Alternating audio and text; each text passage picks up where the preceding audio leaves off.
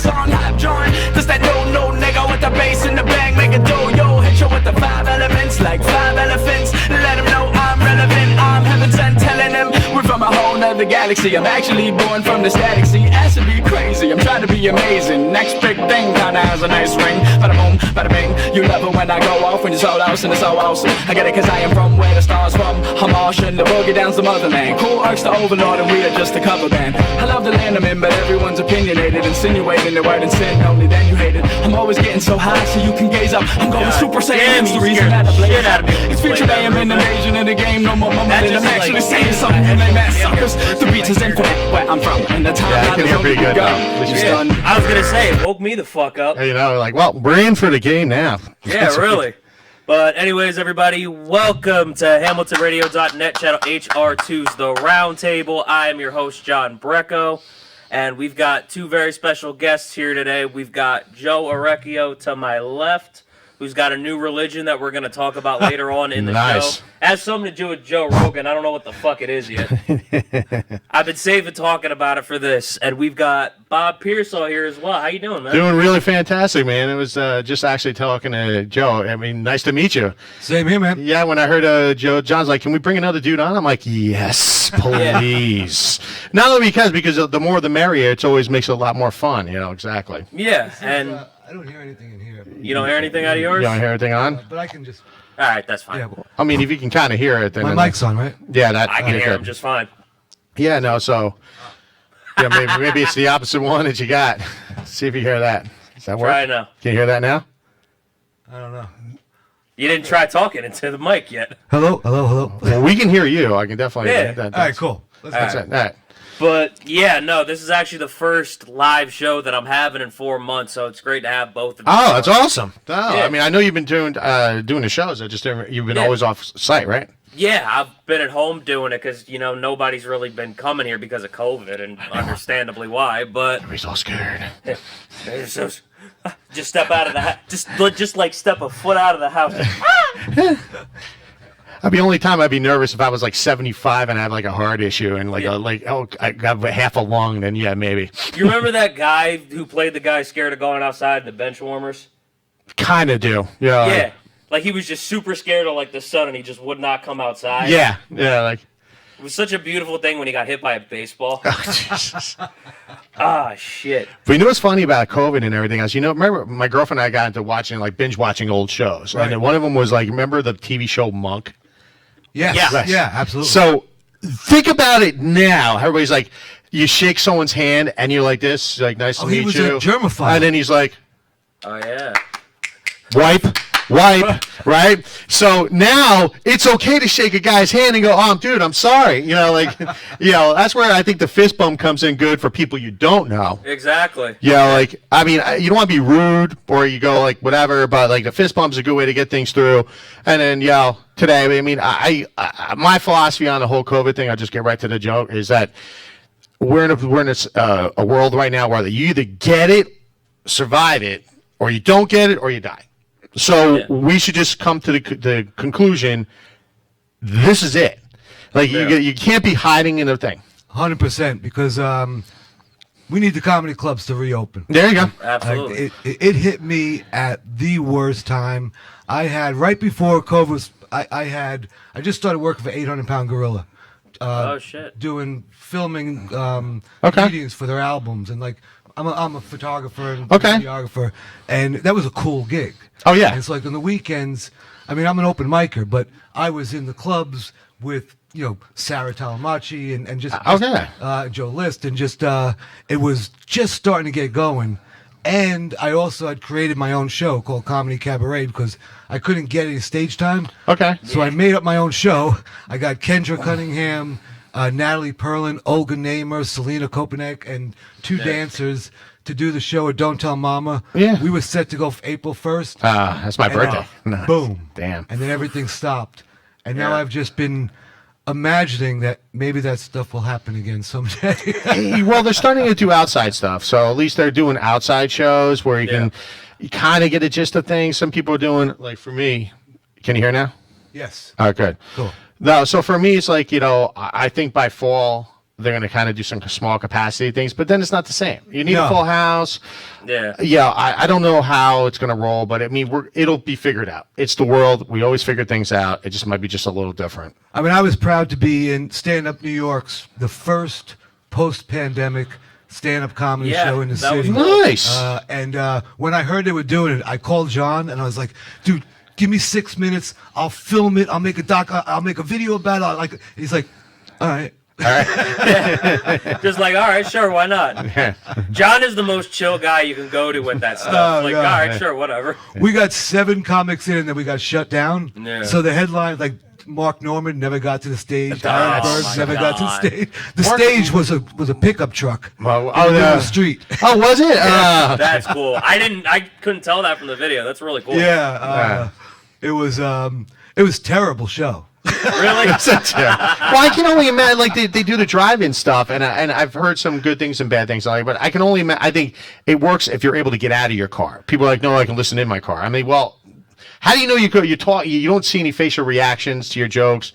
You don't see any, I mean, you get honks, but okay. I mean, for me, it's like, I just can't wait to go, like, I'll do an outside show, like, maybe in August, and then, or maybe here to start, and then go, like, because I'm getting my feet wet again. But I've been keeping up, got a ton of jokes written off this COVID thing. Yeah, like, Damn, honestly. about passive aggressives and where your girlfriend, living, because my girlfriend lives in my house and we've been home. She's been great, though. My girlfriend's awesome, but, like, the passive aggressive stuff, people with the fucking masks, like, God. how, I mean, idiots walking around with stuff over your face, and then you're like, I mean, seriously, like, some of the stuff, like, people try and get away with, or it's unreal. Like, kind of. I had to shave a couple months ago because of this shit. Oh, Because I it can was imagine. like getting like all in the beard.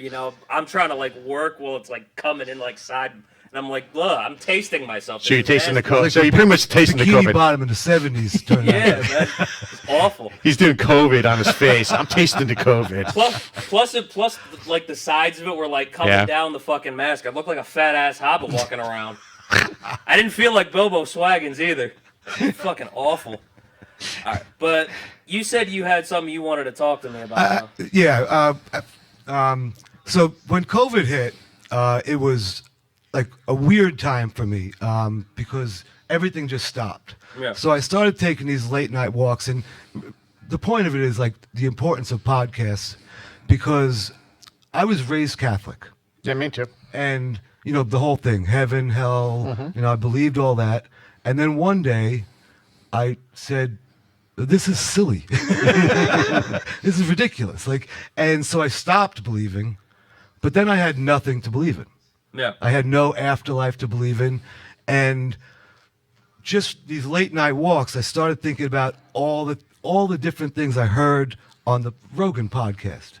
And I started to put things together and just kind of figure some things out. And the first thing I figured out or thought about is that I'm an energy source.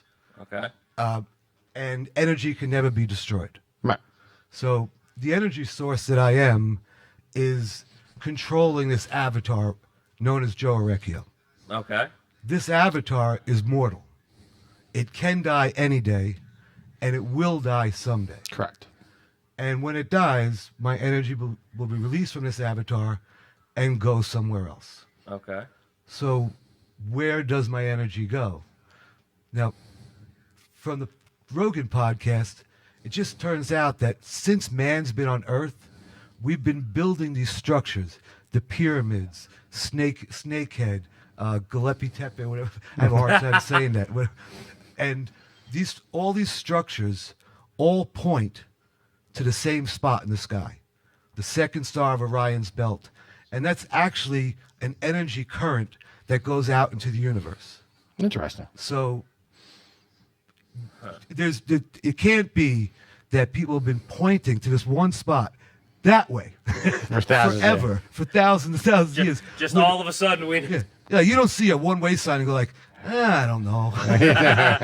Maybe it's the other one. Maybe it's a trick question. Yeah. So the belief came that my energy will be released, and I have to get to Orion's belt and get into that current where my energy will follow out into the universe, into the next level, the next part of the simulation game. But how do I get there? Okay. And that's when I came down to why I'm here on Earth, because I need the boost. I need the positive energy boost when I'm released to get there. So the only way to do that is to build positive energy. Yeah, and that's fair. Be good, build positive energy, and when the time comes, I'll have enough rocket power to get to Orion's belt and on to the next thing. And it was a lot of different people talking. Graham Hancock, Elon Musk, and it all kind of came together. It's a new thing to me. I'm just sort of thinking it through. I haven't really. I have a hard time. Haven't put it together yet. I haven't found Orion. Like I have a hard time finding Orion's belt. We don't see stars anymore. Yeah, that's true. Not unless they out in like the woods or like some clearing and in the Midwest or something like that. Yeah. But it's comforting for me to have an afterlife that I believe in. There you go. Yeah, no, definitely. Honestly, after what he said, Ruben, you know what I need? I need John to get back here and give me a fucking blunt. That's what the fuck I need. After the way you just put all of that together. So I'm going to go to Orion's belt, and then my energy is just going to flow with the universe. And so I'm going to spread positive energy, and that's the afterlife I believe in. I have to build the positive energy now. Yeah. If I'm good and I create positive energy, and that led me to what I want to do financially with my life. Like, I wanted to make a business plan. And my business plan is very simple. I want to be around comedians, and I want comedians to want to talk to me. Yeah. If comedians want to talk to me, then I'm doing the right thing. Yeah, there you go. I agree with that. Well, good comedians will talk to anybody. Yeah, like so. I think you're kind of in a good spot. They just crave attention. Yeah, so, pretty much. Yeah. But in the sense of like if they're driving to where you want to do. I mean, I'm a big positive guy. I mean, one of the positive guys you could probably ever meet. And like the thing is, I learned was, it's like the energy, like the movie or the book, The Secret. You put it out, it comes back to you. So when you believe in something, you send it out, good vibes. Because you have negative stuff, it does roll downhill like a spiral, they call it. And I mean, that's the way. It's a great way to think and stuff like that in terms of going to the next world. And I mean, because you need to have that in any form, no matter who it is, to go to the next world. And the positive energy is a great way to do it. Like finding yourself, putting it out there, and getting it back for you, Joe. I mean, totally, definitely down with like the positive energy side of it. Totally. Yeah. And the stage is a great place to find out if people are connecting with what you're thinking. Yeah, definitely. Although I'm not gonna lie, though, he started like talking about like Orion's belt and where his energy's going, and then he mentioned positive energy. But before that, I was like, where the fuck is this going? Yeah, no, right, yeah. Well, I mean, in terms of like going to where it's just like, but I mean, the problem is that you gotta, Joe. A lot of comedians are negative up there. You know that, right? True. Like I'm just a big fat piece of shit and I hate my life. Can't get a date. Freaking bald. I can't Sometimes it's all three with comedians, so they're not really the positive mindset. I feel like he's just making fun of my set.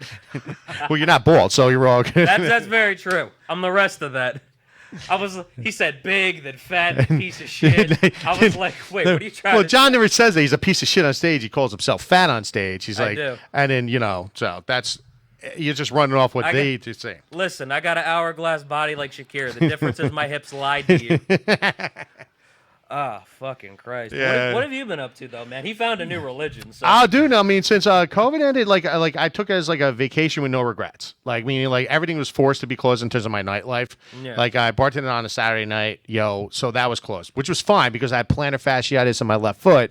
So it was able for me to heal. I didn't want to take time off to do that. Yeah. The comedy side of it, okay, well, we got shut down going on stage. So my outlet was like this. The podcast side, and also my jokes of the week that I do on Bobby Pearsall Comedy on Instagram, and also on YouTube, Bobby Pearsall, etc., and on Facebook.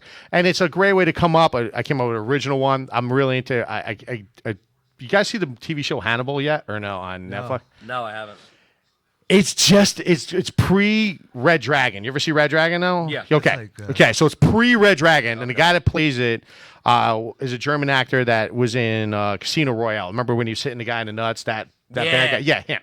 He plays Hannibal Lecter, and it's just so gruesome. I'm into it. My girlfriend's like, I can't believe you're watching this shit. I'm like, but she watches the reality TV stuff, so I don't believe she's watching that shit. So it was like your way to do things. But like, I got into the show, so I came up with a Hannibal Lecter joke, which is online. freaking great. It's an original right too. It's about Hannibal Lecter going to the butcher shop. Oh, shit. It's good. So you can watch it, check it out. It's one of my latest jokes. And then, for myself, I mean, I've been crushing the finance and marketing business. I took my marketing business off, and it's been great. It's a company called Be Epic, and it's all about natural supplements, and it helped me cut down 10 pounds off me. So, and I got 165 people on this product so far. If anybody wants to know, we can talk about it later. But it's an amazing product. I think you told me about it. I sent you the link on it and stuff, and some video. So, yeah, I mean, things are great. I mean, I'm wired up, not wired. I'm like awake all day. Well, I'm naturally wired, but I'm awake all day, so you don't hit that slump. Yeah. Okay. And the nighttime helps flush the toxins out of you, and then the other one makes you sleep like a gorilla. Like you're out cold. So my girlfriend got on. I've never heard that, sleep like a gorilla. Yeah, sleep. Oh, that's what I did today. Yes. They say sleep a bear, but sleep like a gorilla. It's like, yeah. But it literally it helps out. I mean, I've been helping a lot of people out with it so far, and it's been a great. I've been taking COVID in the right direction. I've been doing investments and everything else. So I've been on that sector. It's been great. So I'm excited to come off of it, and I'm looking to retire actually from bartending because I'm pretty much doing what I've been doing right. Yeah. So that sector, because I'm going to want to do more comedy. That's true. That's where we want to go to, whether it's movies, plays, or I did my first play. I talked to this other comedian who's doing like sit-ins on ORECCHIO photography headshots. Yeah, like we're getting headshot. Well, well, definitely you do a picture of this chiseled chin, it'll be fine. But I mean, it's been great, So good things happening in the fall here. I'm actually excited to get away for about a week to LBI and in August. Yeah, I got to go to Spray Beach Hotel with the girl for the whole week and just enjoy it. And then, I mean, I'm fired up, man. Yeah, the beach is honestly nice down there right now. Me, Abby, a couple other people went a couple days ago. The water was really nice. Oh, nice. There was a couple places to eat by where we were at. Oh, as soon as you can sit outside. I mean, that's what's good about LBI is you can sit outside with most of the spots. So you can't really go wrong there. Yeah, no. And then the ocean, and the place we're staying at Spray Beach Hotel, which is next to Beach Haven. And then we're going to stay there. They still got a pool. She likes the pool. I like the beach. So we can do teeter-tatter or whatever. And there's a beach bar at the place, too. So enjoy there. And then it's been really good. Yeah. I'm excited. The show that I had that was supposed to go April 1st, Comedy Cabaret. Remember when Kevin Hart got knocked out of the Oscars? Yeah, I do remember that. When that happened, I was watching the Broadway show, Cabaret, and I had an idea in my head that if you took the cancel culture and the social justice warriors and turned them into the Nazis, I could do a stand-up comedy show based around the Broadway show Cabaret. Yeah. And so I wrote it up. I went to Kendra Cunningham, and she's like, I love the idea. Let's do it. And then got the show out, got all the comics involved, and we were set to do it, and then COVID hit. Oh, So I've been taking these late night walks with my headphones on and the music. Yeah. And I'm the MC, and I'm dancing around my neighborhood. He's doing the routine he set up for the show. If you start doing like, oh, I'm so fresh and exciting, then you might be put away. You're like, Well, do you know Cabaret? Because I take the MC and I turn him into a New Yorker. It's like, welcome. How you doing? Welcome. Oh, okay. Here you go. That's true. And the show's about people not seeing, people being, what's the word when you don't care? Like, I don't give a shit. People not realizing how dangerous the cancel culture and the social justice warriors are. Yeah. That they're coming after the comedians. Shane Gillis is getting knocked out. And if we don't stop it, if we don't address it, and we don't stand up to it, because that's the comedy clubs is a free zone. Yeah, I know. Yeah. You're allowed to say what you want, and the audience is allowed to laugh Or not laugh. That's their power. Yeah. And that's the point of the whole It shouldn't show. go beyond that. John, you were at that show. I had my one bad show. Rob had a bad show. I had a bad show that night. And there's everybody has that one night, and I was like, well, I haven't had one yet because I had good jokes hit or bad. Right. But it was this one joke I do, and he knows what it is. It's called the karaoke joke. And there's 3 types of singers, and there's the really good ones like that dude needs to be in the band, and there's the next one's like, the middle road, like you, me, like Clint Eastwood said, a man's got to know his limitations, And then there's the really shitty singers, the ones that like, he needs to be thrown out, like, like the Indian guy trying to sing Tom Sawyer, today Tom Sawyer, and some girl yells like, she's hammered, she goes, hey, that's racist. And I go, racist? See, or she's that's racist. How's it racist, man? You ever see an Indian guy sing? That's not funny. Yeah. I started like people are like, and I get back there and they're like, dude, that's great. You handled that heckler. I'm like, who says that? You ever seen it? I mean, I've literally seen an Indian guy try and sing freaking Bohemian Rhapsody live, and he butchered it. I had to come over. I can't sing that. I can sing backups. I can't sing Freddie Mercury. I'm trying to like pitch it, and it was, He had to be the backup singer and try to fix the whole show. brutal, dude. Christ. Yeah, like there's some things you can do and can't do, but yeah, we've encountered it like where it's a little touchy, especially in the Westville in the Village, but it's just fine. You have to see the room, and I misread the room that night, which is fine. It was a learning experience. Well, I'm an open micer, and so I've never been Nice. I've never been heckled yet. Well, if you get heckled at an open mic, that person's an that's- asshole and needs to be bad. thrown So out. I'm not past it, but like that, the journey has been amazing because Awesome. about 2.5 years ago, I directed a pilot called Comedy Kitchen with DC Benny. Okay. And basically, it was comedians in cars getting coffee, but he'd invite 3 comedians to his house for dinner. Okay. Each one would make a dish and come with a story. All right. The show began with the comedian making the dish. Then they all show up, they bullshit for a bit, and then the comedian that made the dish tells a story. End of that episode. Okay. Yeah. I was so certain that this show was going to sell. We had never sold it. I remember having. That I was like, It's you know an what? idea, though. I better go to an open mic and just see what it's like what these guys go through. I got on stage and I fell in love with the art form. Nice. And I was working on my tight 5. Okay. And then when the show wasn't selling, about a year later, I was like, you know what? Fuck it. I'm just going to do stupid stuff. Yeah. And it was really freeing for me. Nice. The first time I saw him perform, I don't mean to cut you off, Oh, hey, dude, that's the whole point of it. but no, he just started erotically eating a banana on stage. That was the first time I ever saw this man perform in my life. He's like giving oral to. And I'm pretty sure I went like right after him too. I was like, "This is what the fuck I have to follow, really?" Because I remember I did my first show for the Comedy Mob. I haven't done a show for them in a while, but I did one show at Stand Up NY because I won this like raffle thing. Nice. So I was like, all right, fuck it, let's do it. And that show went really well. I actually formed my top. I actually got a handle on my Type 5 cousin. Nice.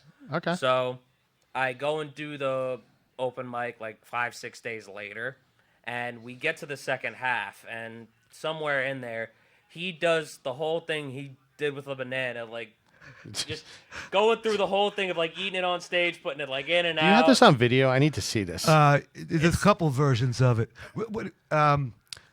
It starts with the song "Mellow Yellow." Right.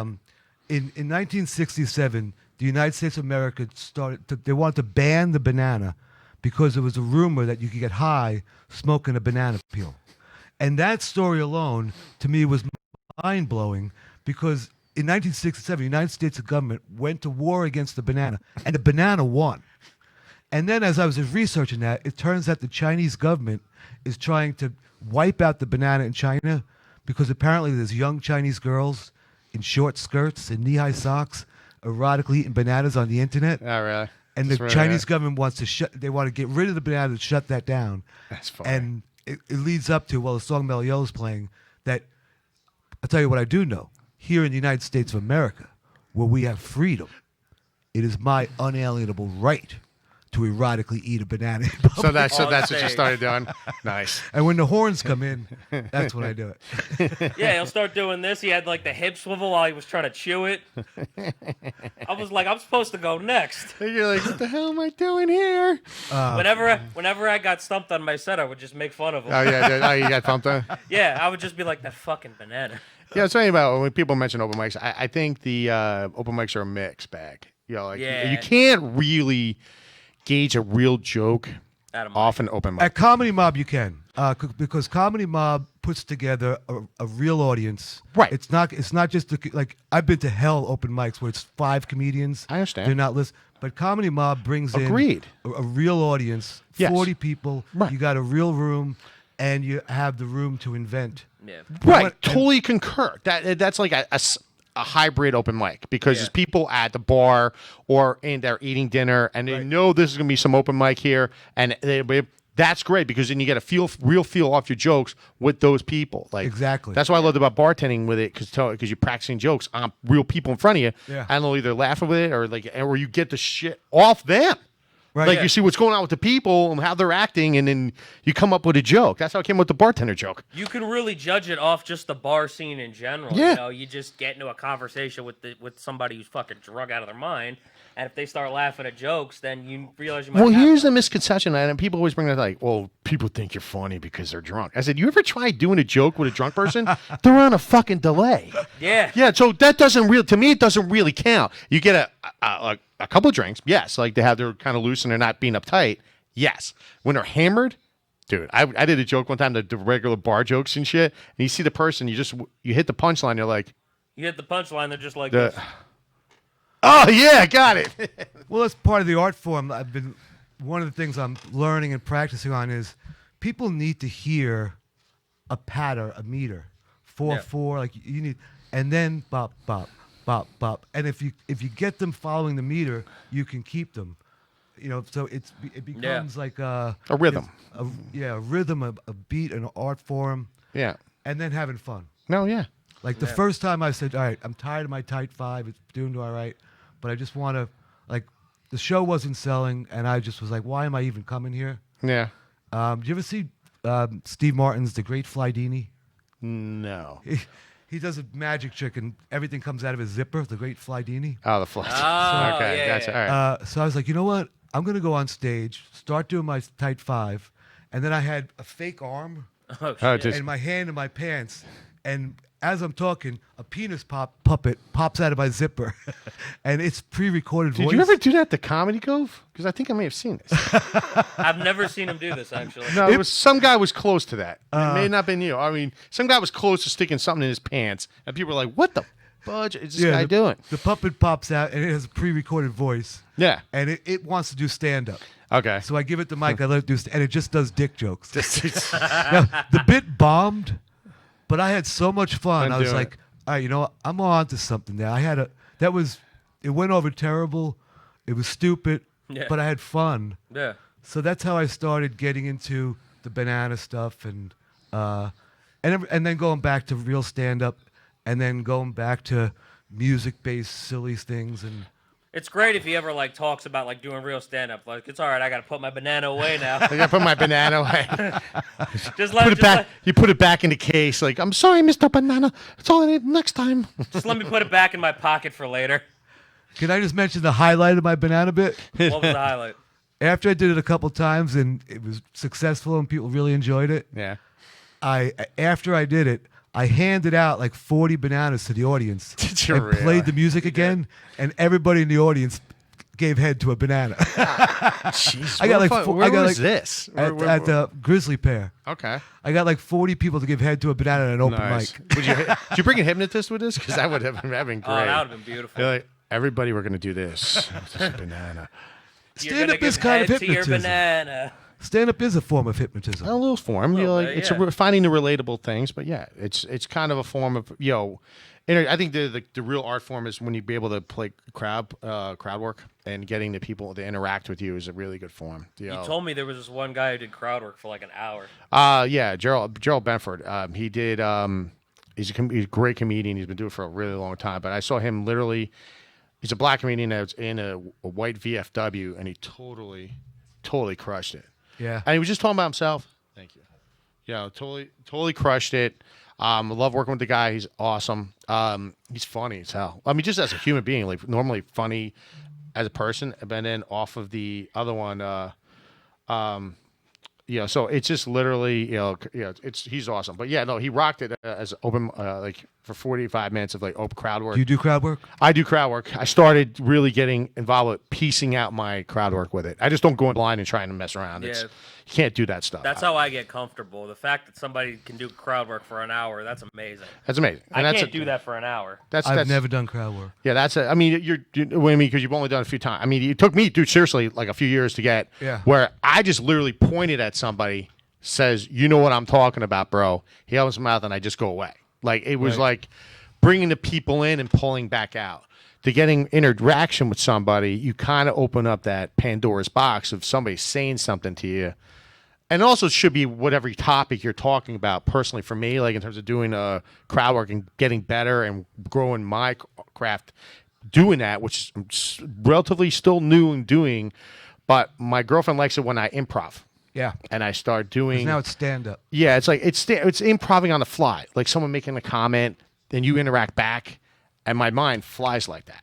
Yeah. So I thank God it does that, because then you're being stumped trying to rap. But then you get stumped when somebody says a comment and then you laugh. Yeah. I had a great bit. I never really did political jokes. So in 2016, I was a relatively new comedian, and I came up with a joke just before the election, and I go, you know why I love having sex with Democratic women over Republican? Because Democratic women love to take it in the ass. It's true. They're liberal. They're open to new ideas. They're not conservative, like the Republican girls. And some woman was a Republican in the audience. She was trashed. She goes, "Hey, I'm a Republican, and I love to take it in the ass." Bro, I was stumped. And I gotta get my bearings, because I was not expecting this. Lady, you're not supposed to talk. I was that. So I sat there and I thought everybody started to laughter die down, because everybody was totally off guard. And I'm like, wow, I guess I was wrong. And I was able to end it with that and then move on to the next. But it was funny. You get stumped with something, you can get stumped. And as long as you're able to, your mind goes, I guess. And like I said, seeing the masters do it with on the fly, it's like Gerald Benford is a really good guy. He's good at what he does. Yeah, no, I don't know how I would have been able to top that right there. Oh, dude, I would have been stumped too. What was when I directed Comedy Kitchen? I had a whole different thing in my head. I was the director, and I wanted to know what stories these guys were going to tell, and they were like, "No, we're just going to riff," and I was like, "No, but." And then when we turned the cameras on, and I just watched Vic Henley and Rachel Feinstein. Sometimes it's just better to Dean riff. Edwards, just watching them work. Yeah, I was like, oh, yeah, this is why. I get it. These guys are fucking pros. Yeah. Vic Henley just passed away. He launched into his KKK story, and and they know when to pop in. It was a beautiful thing to watch. I mean, good banter is always good. It's a good crew when you need to. Like guys that are can talk. That really shy people. You need to be able to talk. The best shows, I don't do it all the time because it would get boring if I did it all the time. When I bring 5 or 6 comics in here, and you just get people to just riff and talk about whatever, it just ends up being some hilarious stuff. I totally agree. The more people, sometimes the merrier. Sometimes too many is not good, because then you can't really focus on topic because they're crisscrossing. Yeah. On the talking, but good, like I said, maybe 5. Like you said, you probably. It's never good, but it's never good to do it all the time, because then they know what's coming. You right. know? So that's why I try to mix it up. Of course. Especially with the fact that I've had to do shows from home. I had to get 7 or 8 people on the line from my laptop at once. Yeah. I try to mix it up just so that when it does come, it's a beautiful thing still. Yeah. Zoom calls are tough. I mean, the people have to get closer to their microphone to hear them. You miss sometimes on not a punchline, but just a talk. But it's been fun to do a couple podcasts, with the Uncomfortable Podcast Show with Dave Hodge, Paul, No Filter Paul, hopping on No Filter Paul with his own pod show with Johnny Hollywood, and all those guys are just great to work with too. It's a lot of fun. Yeah. There was a guy now, I think his name was Wolf Thully. He was setting up this Zoom chat every night at 10 p.m. Yeah. And they were always on it. And there was a bunch of people, from here, LA, just all cracking jokes together. Oh, yeah. And it was honestly fucking great for the time I was on it. Yeah. It was a fun thing to do. Yeah, I mean, it's a lot of fun to be able to get on and see your friends who you haven't seen, you normally see out at the shows, talking with and see them catching up and see what's, it's because it's comedy's like an extra family that you have. I think, I honestly think they should keep the Zoom for people who are far away from me, people that are out on the other side of the country that you're not going to be able to go there all the time anyway. That's true. Because I've met people from LA. There was one comic who I'm doing her mic later on tonight. She's from Nebraska. Okay. That'll be fucking interesting. But there's gonna be people in the audience, or just 5 comedians on with you. I don't know what the mic's gonna be like. We'll probably see when we get there. But interesting. It looks like a fun mic, and honestly gotten used to doing my shows like my mic every Thursday, like a different show every Friday. Like that's become almost monotonous. Nice. Like without anything else. Okay. So this should be interesting. You know what's cool? Like, think about that. If you could really broaden this out when the comedy clubs do open up, imagine if you had a pretty much a genius idea. I think I'm gonna come up with I should patent this.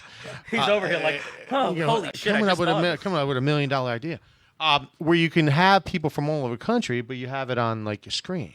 Like you have some comedians that are there, but we're gonna bring in Johnny from New Jersey. You might be able to Right. connect an audience. You need the audience. Well, no, you have the audience in there. Yeah. But you have maybe 2 comedians that are coming like, hey guys, I'm calling from here, and they do their act while in front of the crowd, and they can see the crowd. I'm like, yeah, you you little shit, you.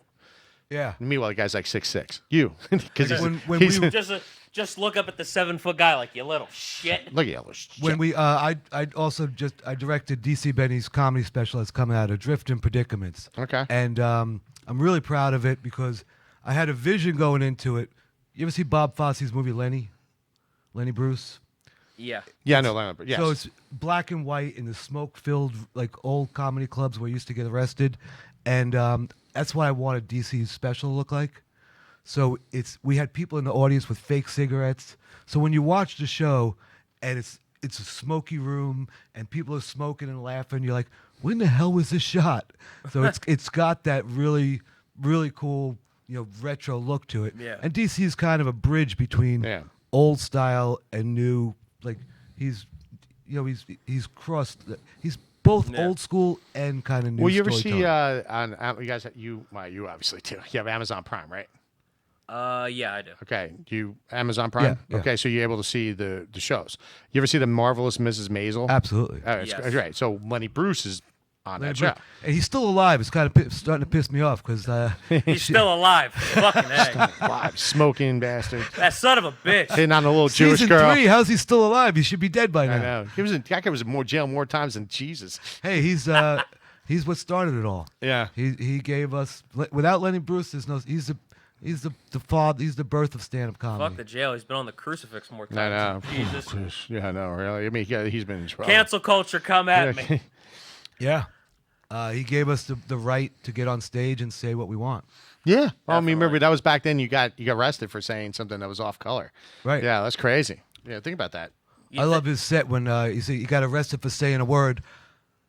I don't want to say it, but Yeah, I know. But how many people have had that blah blah blah blah blah? Yeah, right. Yeah. That's what he got arrested for? No, he actually said cocksucker. But Yeah. Okay. the next night he was like he made the whole set, but he never said the word. You know. I was going to be like, wait, is that actually how he said it? Or was he trying to say that for the show? Because he could say whatever the fuck he wants on here. No. He got arrested for saying cocksucker. Okay. The next night he went on stage and did the same set without saying the word. Yeah. And killed. I mean, I think the people say like the true form of it, if you can do a really solid, clean set, and this is where one comedian told me, where my thing is, dude, don't be dirty all the time. Don't really, because you get labeled like that. Right. He goes, you want to have, and what I learned is that you do the good stuff in the beginning, the clean stuff. Talk about your grandma, your mom, or whatever. Normal stuff like this guy with his girlfriend and his story, which Abby had a solid 3 minutes just talking about him. Oh, yeah. Yeah, at the time with the toilet paper in the freaking sink. That's half her fucking set. That's half a set. No, because I want to tell him the story, though. All right, so you know the story. All right. I thought you knew the story. Nah, he doesn't. But the first day I moved in with my girlfriend, right? We end up falling asleep. Everything's cool. And I go to the bathroom. Mind you, I'm sleeping through this whole thing. I didn't know about this till I was coming home from work the next day. Ambien? No, but, I go to the bathroom. I'm taking my shit. I go wipe myself. Sleeping the whole time. Sleep shitting. Yeah, basically. That's But a miracle. Yeah, and because I'm sleeping, I'm not thinking correctly because I'm asleep. So I go to wipe myself. Apparently, I put the toilet paper in the sink, not where it's supposed to go, because I'm fucking sleeping. And I go back to sleep like nothing even happened. And I go to work. I get a phone call when I come home. She's like, "Where's the toilet paper in the sink?" Like bitching about the whole thing. I was like, "What are you talking about?" Because I didn't remember any of this. And then she tells me like how she found like shitty toilet paper in the sink. I'm like, what? Like, wait, I did that? But Excuse here's me? the deal. Did you? So obviously, going off this story now. Now I'm really starting to think. So I'm trying to run with this for a little bit. So you went to work the next day. You did not obviously go back to the bathroom then. Well, I had no idea the toilet. So paper you was in woke there if up. I did. So you didn't brush your teeth. So you're a dirty bastard there. Well, I must. Obviously didn't use any deodorant. Listen, Spit on the toilet listen, I must have put it like deep down in Well, there. no, she I said. had Did no she say idea. she put it down? That you put it in the pipe all the way down? Yeah, apparently I guess must so. have. Yeah, that's right. Yeah, I 'Cause remember. I saying didn't that. see it. Because I can imagine, like, how you not know there's a pile of toilet paper smelly of shit in your fucking sink. Yeah, no, I had no idea it was priceless, there. dude. Yeah, that's good stuff. Yeah. Forget what the fuck else she went into off of that. No, there was just pretty much that. And then it goes off of whatever shit that you guys do living together, okay, which is like the standard. Everybody moves in. I think she mentioned how we met. That was funny. She did that the one time we were here. Oh, she did? She did like you guys I met. thought she did that at Governor's, too. She may have done that. She may have. I don't remember it, but I do, because the shit story was here and everything else was over here. Yeah. In terms of topic, remembering things from like 4 months ago, or actually, She took mine and my ex-fiance's engagement pictures. That was actually how we met. Just so you know. actually, it was funny. I was actually in the song on my ride down, the old Avril Lavigne song, "Girlfriend." Hey, you need a new girlfriend, and she's probably singing that in her head when she's waking your baby. Probably.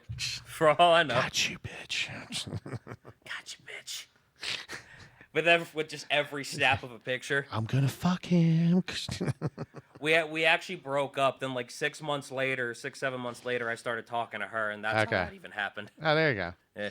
So it wasn't like what it sounds like at all. But that story is just so much. Well, better if we were than writing that the one. movie, it'd be the way I'm telling it. We're gonna rewrite Aha. this.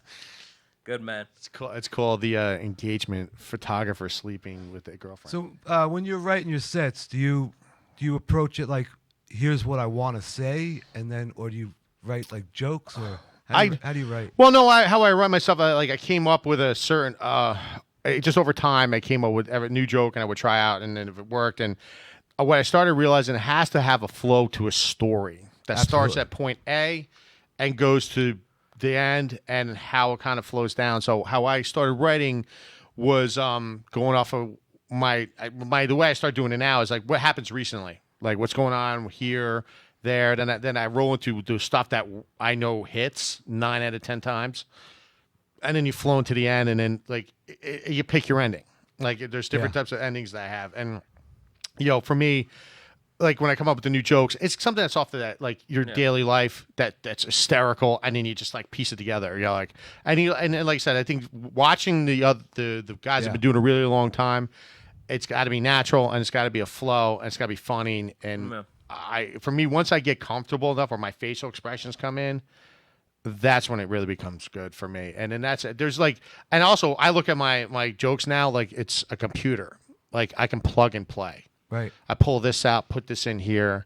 I'm going to New York. I'll pull this out, put this there, because New Jersey jokes, or depending on where you're at, Morristown jokes don't work at the Village. You have to kind of come up with a Village joke. Problem with the Village jokes is that I don't go to the Village enough to really come up with a Village joke. But he goes. There's a lot. honestly things though that you can like take from the Village and you can just apply it to like all of New York though, which I Great. think is helpful. And Jersey too, honestly. Yeah. But I'm a Jersey no. kid, too. Are you really? Yeah, I was born in Fairview. Oh, nice. Oh, okay. I didn't know that. I thought you were just a New Yorker. Yeah. When'd you move to New York then? 97. Okay. But to writing, like when I have an autistic son, my middle child's autistic. Okay. And so that's something I wanted to talk about, and I wanted to be funny, but it got me like, how do I really feel about this? Yeah. And it's been a beautiful thing, because it's made me find out how I feel about it. And like the set begins, like my son's autistic. Okay. And you might know autism's a condition that causes him to be logical, focused, task-oriented, seriously dedicated to staying on schedule at all times. And it's why he has a brilliant mathematical mind. Yeah. Would have been nice if the doctors told us that up front. Yeah, right. And just talking about how the autism makes him the perfect child, and then I have my 12-year-old neurotypical daughter who's a mess. Yeah, she's a train wreck. Yeah. She can't find anything. You find he knows where everything is. Yeah, you find like the way. I mean, obviously, the first things that popped in my head if I had an autistic child, like there's a way you described it. Just like first one, like say, like I'm nervous because he might be a serial killer. Logical, on point, detail orientated. You know, like Dexter. You know, or Rain Man, like with the mathematical line. You're like, okay, sit there and shut up. How many cards we got? One of the series I've been getting into is BuzzFeed Unsolved. He might be one of the next guys on it. Oh, okay. No, I haven't watched that. It's like all these like unsolved like theories and like murder mysteries. I'm like, he sounds like a perfect candidate. Oh yeah, Logical. You figured out. He'd get away with it. Yeah, like that's good. Like okay, yeah, like the detailed and oriented. But you have to find your mix of like how you would feel like that's funny off it, like the mix and match between the two. Yeah, you know? what I want to say. Yeah. How I. Another thing is how I came from a very violent New Jersey, household to my household now that is honestly we do a peaceful household where love reigns and figuring out how to get myself there so I don't do the errors of my parents that came from what else do I want to say. Yeah, when I don't have anything to say, I give head to a banana. I was gonna say I do want to like take it back to like what you mentioned before for a second. So you're saying your son is a good person to be friends with because in a pinch he would know where to hide a body. Yes, absolutely. There you go. Comes 100%. off the serial It killer would be thing. logical. He would know. He's logical. He would be able to think about it like right away. We should dig Junior- 8 feet because they'll stop at 6. It's like depth charges with a submarine. If you go down enough, it won't hit. So when they're trying to find the body with that scanner, it only goes to 6, not 12. And then when they're trying to like scan it through 6 feet to see if we digged it a little deeper, it'll still be too deep. We got it. We got it, Daddy. Actually, I'm priming him to be a video editor Okay. because all the other editors are popping Adderall to get to his level, and he's already there. Nice. Yeah. So, If he's that good, I mean, he's got the discipline and the focus to just stay on task. It's a beautiful thing. Right. It's I've come to see autism as the evolution of the human brain, where we're evolving into more logical, less emotional beings, so that we can come face to face with AI when the time comes. 100%. or the Vulcans. Spock. Yeah. I was gonna say, should I start praying to Joe Rogan like he's doing? Because that's where I feel like this is headed now. I'd be nervous praying to Joe Rogan. Like just like watching him like talk to somebody, just like clasping your hands together at his shiny bald head. I think he takes his arms in because he's a big, smaller guy, and he sits there and wraps your head and goes, "You will listen to me. You will listen to what I'm saying." Klebeki Tepa. Whatever you say, Joe. Whatever." Don't. But I would have never known that all these structures exist, and that they've been building them, and they all, like the pyramids, have one little exit route that points right to Orion's belt, and like all these structures, they're all saying like, there it is. That's where you're going. You know what's kind of funny is that I was at a party the other night, and these two girls are like talking about how aliens are going to come down. This one girl's drunk. She's like, "These two girls just wouldn't stop. Both of them were like, they're coming, and the aliens are going to pick us up from this mess and take us away." And I'm like, you know what the problem with that is? They're vegans. You just stop their heart for a split second. Oh, I know. They're all like, I didn't say it. I said it later, but like that's kind of the They were just like, no. Who was that group that like all cut off their balls and waited for the aliens to come get them? Oh, dude, I have no idea. I never heard that. What? You've been reading the black web too much. Dude. That's not something I'm kind of like balls. It was a cult of like 40, 50 people. be surprised. And they all castrated themselves because that's what the aliens want. How do you get someone to believe that and follow Really? through? Oh man. How do you get somebody to just do that, walk outside and be like, take me away? Take me away. I got no nuts anymore. The sweet escape. I'm trying to sing Natasha Bedingfield just so the aliens can come get you. Yeah, I think they had to castrate themselves so their voices go up higher so they can hear the same sound and shit, so they can hear them come in. Just as they're coming off.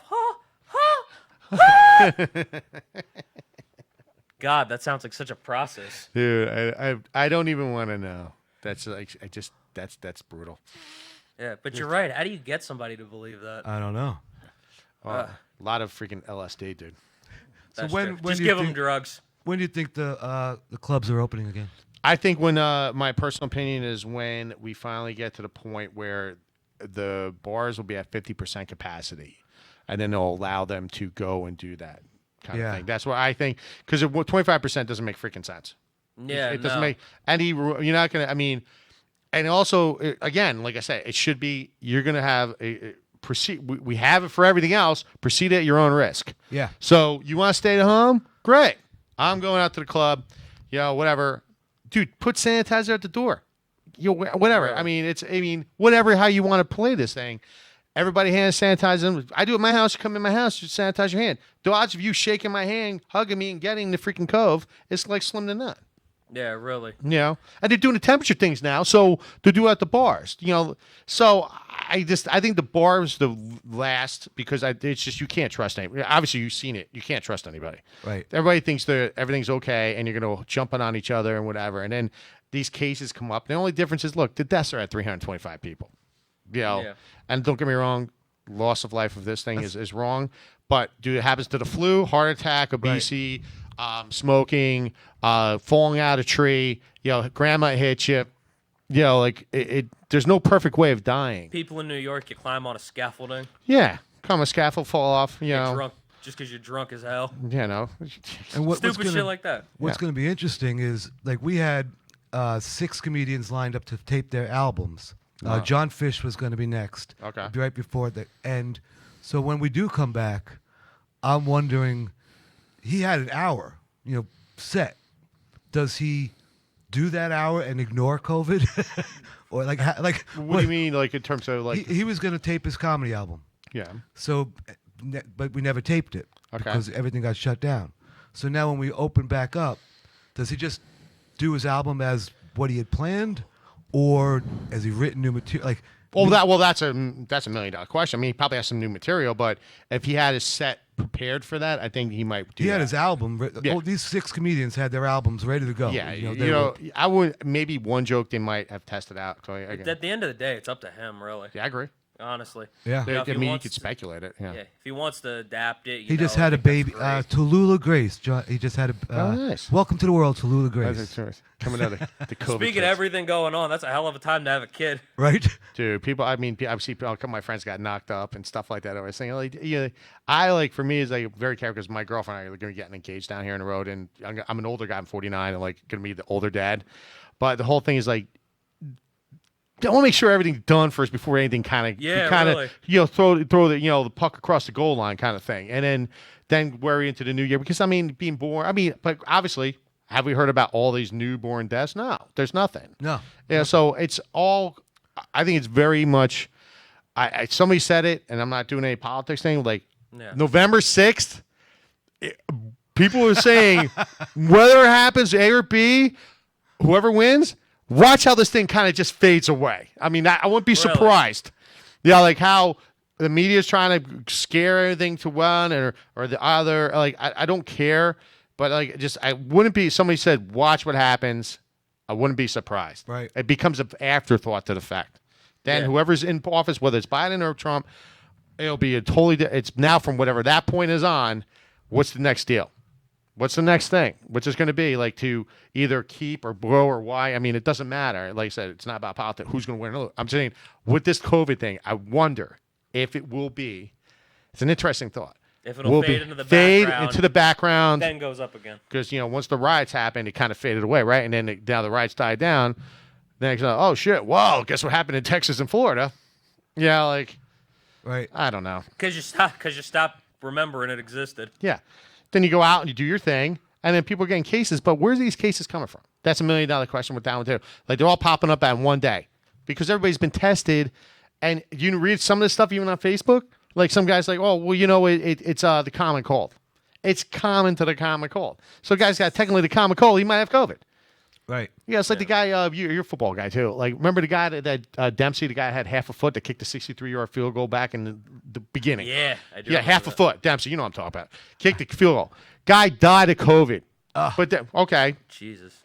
But you got to read the rest of the article. He died of COVID, but he was suffering from dementia, Alzheimer's. Really. Could have died. But he was 74 years old. And that's the reason. You want COVID it? Yeah. Okay. And then he was swallowed by a whale. And yeah. Yeah, really. The COVID shark. It's freaking. Some of the things I know that they're classifying. They classified a lot. I think that shouldn't have been. Yeah. In my opinion, That's with true. it. I lost 2 friends. One had really underlying health issues in his 40s. Sorry to hear it. And then the other one had cancer. She was fighting cancer already. So, yeah, to me, Yeah. it's just, it opens the door. Maybe she was, COVID's like HIV. In the way the way that I classified it with my doctor friend, because Bobby totally correct. COVID's not the thing that's going to kill you. It opens the door for the other dudes, like pneumonia and all the other stuff. Yeah, definitely. I agree with that 100%. Yeah. All right, but I was gonna say, is there anything else you guys wanted to talk about? Because that'd be a shitty way to end the show. No. So Go give me the most entertaining day at Amazon for you. The most entertaining day at Amazon. Yes. That's usually not an entertaining thing, so that might be kind of difficult. And plus, I really don't want to talk about it. Plus, I really don't like the people I work with. So there you go. I was gonna say, so I try to entertain myself with like when I'm on breaks, I can talk to a few people who I actually can stand talking to. Yeah. But how was your 4th of July weekend? My 4th of July weekend was good. Okay. That was a fun weekend. What'd you end up doing? Went to a friend's house. I was gonna say, I think we played beach volleyball over a fence for a little bit. Okay. Over a fence? Yeah, over somebody else's fence. So the team's a piece like the yard neighbors were. Yeah, we're hitting it back and forth to each other. I was like, this is fucking great. I was like, this is not bad because the ball stays where in the local area, right? I was like, is that even your guys' spot? They were like, no. But everybody was like drinking during it. And it was just a fun time.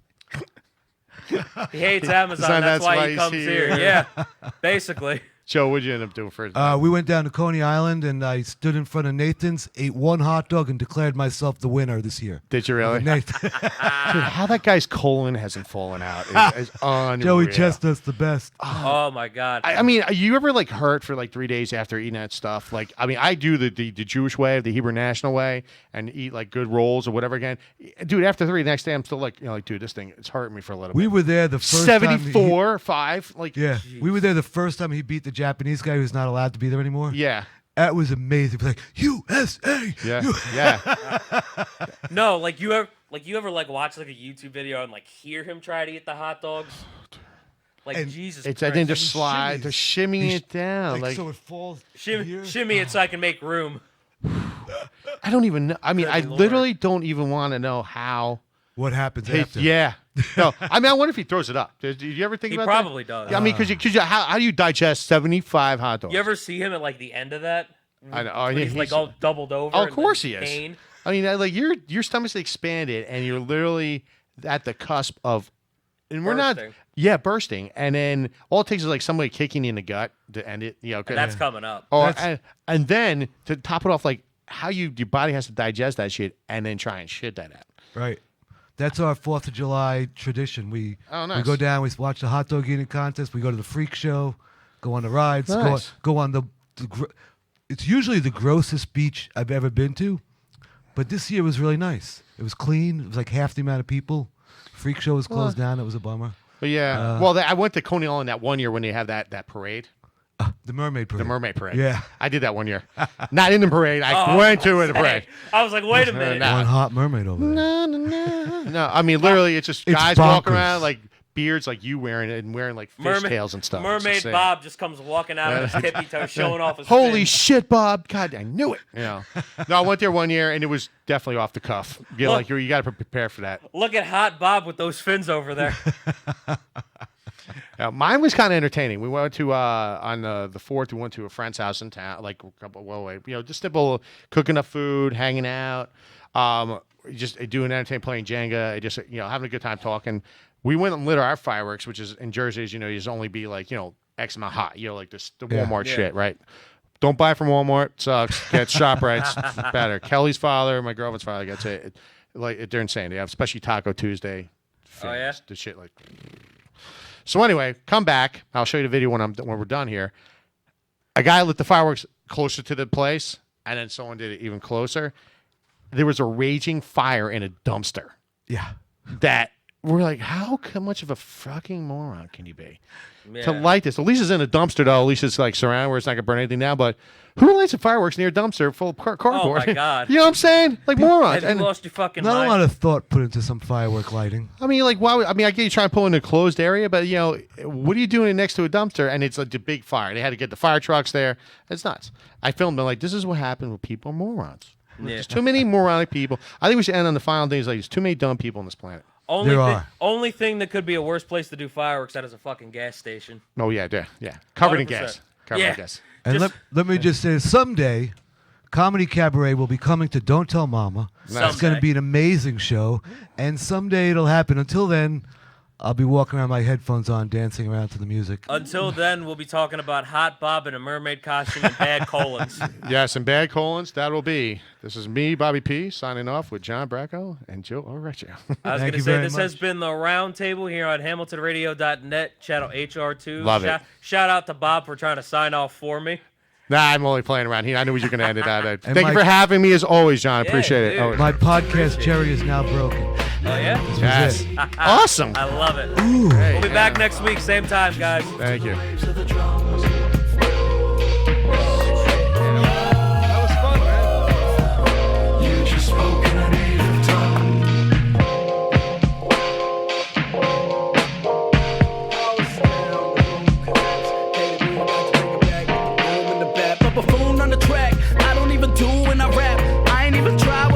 This is my kind of thing. It's the rise of a king, kin to a kid who is my twin, like a hyphen. Draw the line in hip hop where the shit stop. Leave it in tip top shape for the hit snobs. Make them twist knobs so they wrist pop. Got the disc jocks reminisce rocks while we piss pots and we hip hop irrevocably. The domination is inevitably set.